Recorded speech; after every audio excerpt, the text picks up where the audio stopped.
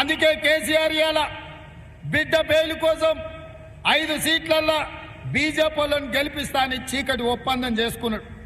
అందులో భాగంగానే ఇయాల బీఆర్ఎస్ వాళ్ళు చచ్చువైన వాళ్ళను తాలువైన వాళ్ళను ఈ రోజు బీఆర్ఎస్ అభ్యర్థులుగా నిలబెట్టిండ్రు.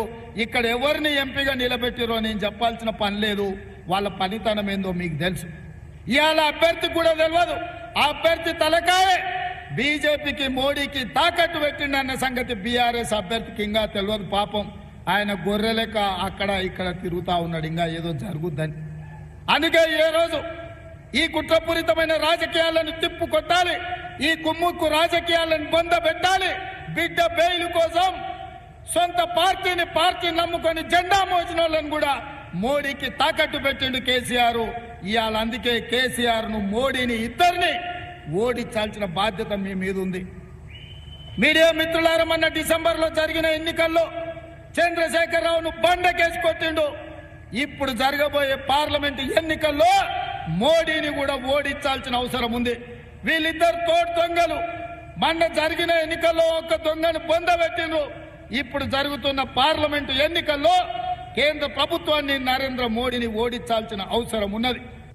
ఇవాళ భారతీయ జనతా పార్టీ నాయకులు సన్నాయి నొక్కులు నొక్కుతురు. నేను అడుగుతున్న కిషన్ రెడ్డిని, ఈటెల రాజేందర్ బీజేపీ నుంచి ఎమ్మెల్యేగా గెలిచినావు కదా హుజూరాబాద్ కు మోడీ నుంచి ఎన్ని నిధులు తెచ్చినావని నేను అడుగుతున్నా.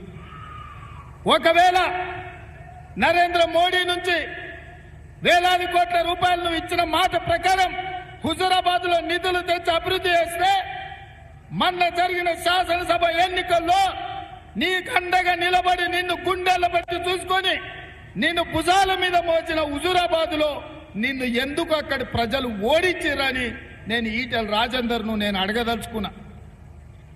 ఆ ఎల్ల సానుభూతితో కేసీఆర్ అక్రమ కేసులు పెడుతుండని ఆ ఎల్ల మాట్లాడాను.